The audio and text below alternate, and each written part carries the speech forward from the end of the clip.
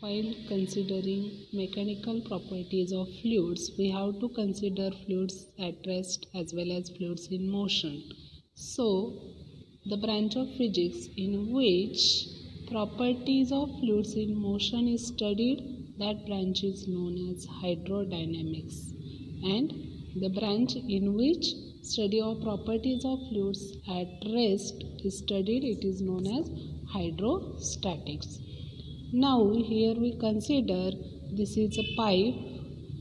या पाईपचा जो cross sectional area आहे तो प्रत्येक ठिकाणी डिफरंट आहे. इथे हा लार्ज असेल, इथे हा स्मॉल आपण कन्सिडर केलेला आहे.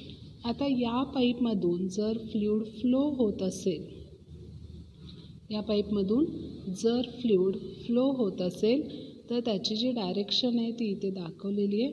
या डायरेक्शनमध्ये हे फ्लूइड याच्यामधून पास होणार आहे. आता आपल्याला ही जे फ्लुइड्स इन मोशन आहे ते स्टडी करण्याच्या अगोदर काही डेफिनेशन्स बघायचे. त्याच्यामधली पहिली डेफिनेशन आहे स्टेडी फ्लो. आता स्टेडी फ्लो कशाला म्हणायचं? जर पाईपमधून वॉटर किंवा फ्लुइड फ्लो होत असेल तर जर आपण प्रत्येक पॉईंटला, समजा हा पॉईंट कन्सिडर केला किंवा हा पॉईंट कन्सिडर केला, या प्रत्येक पॉईंटच्या ठिकाणी जर या फ्लोची व्हेलॉसिटी आणि प्रेशर जर कॉन्स्टंट राहत असेल तर त्या फ्लोला म्हणायचं स्टेडी फ्लो. कोणताही पॉईंट याच्यावरचा घेतला तर प्रत्येक ठिकाणी त्याचं प्रेशर आणि व्हेलॉसिटी ही कॉन्स्टंट असायला पाहिजे, त्याला म्हणायचं steady flow. The flow in which pressure and velocity of fluid at each point is constant over time. Now another definition is flow line. आता ही फ्लो लाईन म्हणजे काय कन्सिडर करायचे? समजा आपण इंडिव्हिज्युअल पार्टिकल्स इथे कन्सिडर केले तर या इंडिव्हिज्युअल पार्टिकल्सचा जो पाथ आहे त्या पाथला म्हणायचं फ्लो लाईन. ज्यावेळी फ्लुइड इथून फ्लो होणार आहे तेव्हा प्रत्येक पार्टिकलचा जो पाथ असेल त्याला म्हणायचं फ्लो लाईन. आता नेक्स्ट डेफिनेशन आहे ती म्हणजे फ्लो ट्यूब. तर फ्लो ट्यूब याच्यासाठी आपण काय करणार आहे तर एक इमॅजिनरी वॉल कन्सिडर केलेली. म्हणजे इथे पाईपमधून हे लिक्विड फ्लो होत असताना किंवा समजा आपण पाईपमधून न कन्सिडर करता समजा सी वॉटर घेतलं तर त्याच्यामध्ये हा जो फ्लो आहे तो फ्लो कन्सिडर करत असताना एक इमॅजिनरी वॉल कन्सिडर करायचे आणि त्या इमॅजिनरी वॉलमध्ये ज्या बंडल ऑफ फ्लो लाईन्स आहेत, इमॅजिनरी वॉलमध्ये त्या bundle of flow lines consider करायचे आहेत आणि त्यावेळी जी ट्यूब तयार होणार आहे त्याला काय म्हणायचं? Flow tube. It is imaginary bundle of flow lines bounded by an imaginary wall. नाव नेक्स्ट स्ट्रीमलाईन.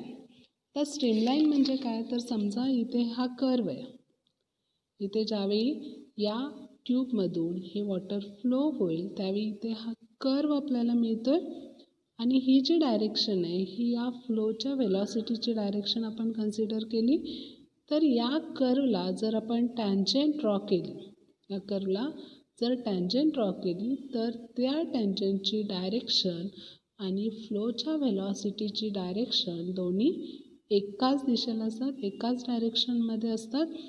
त्यावेळी ह्या ज्या टँजंट्स आपण त्या कर्वला काढणार आहे त्याला काय म्हणायचं? स्ट्रीमलाईन्स.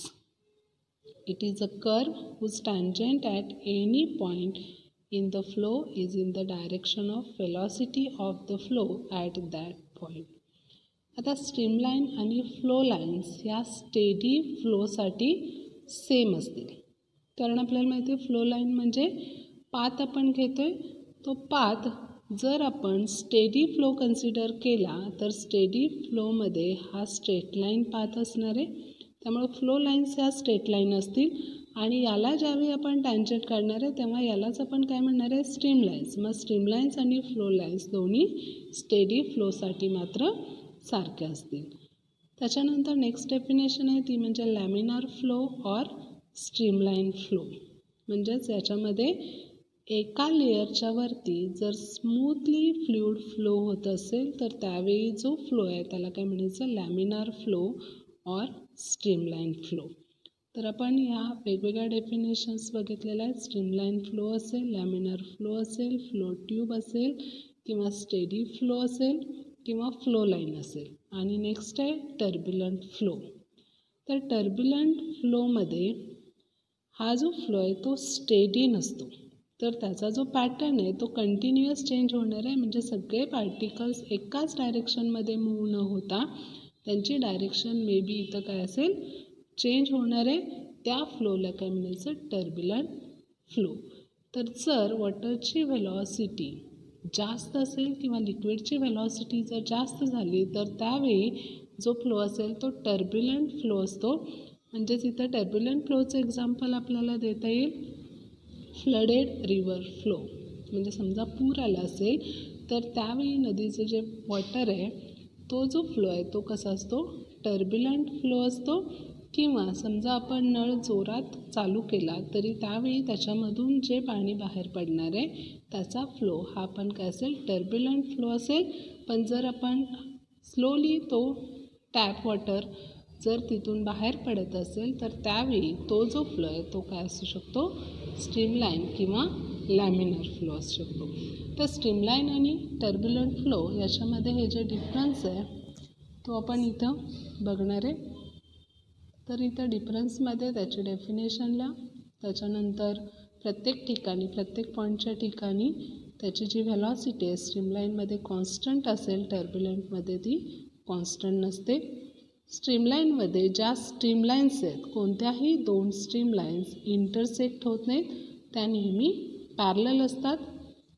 टर्ब्युलंटमध्ये मात्र त्या ज्या स्ट्रीमलाईन्स आहेत त्या कोणत्याही डायरेक्शनला असल्यामुळं तिथं काही वेळेला त्यांची रोटेशनल मोशन होते आणि वॉटरमध्ये किंवा फ्लुइडमध्ये एडीज म्हणजे भोवरे तयार होतात. आणि चौथं आहे सगळ्या स्ट्रीमलाईन्स या स्ट्रीमलाईन फ्लोमध्ये त्या ट्यूबच्या ॲक्सिसला म्हणजे समजा ही ट्यूब असेल तर त्या ट्यूबचा जो ॲक्सिस आहे त्या ॲक्सिसला सगळ्या स्ट्रीमलाईन्स ह्या पॅरलल असतात. For example if we consider this is axis of tube then for streamline flow these lines are parallel to axis of tube. But in case of turbulent flow there is a random direction of particles. That's why a flow tube loses its order. These streamlines are never be parallel with each other.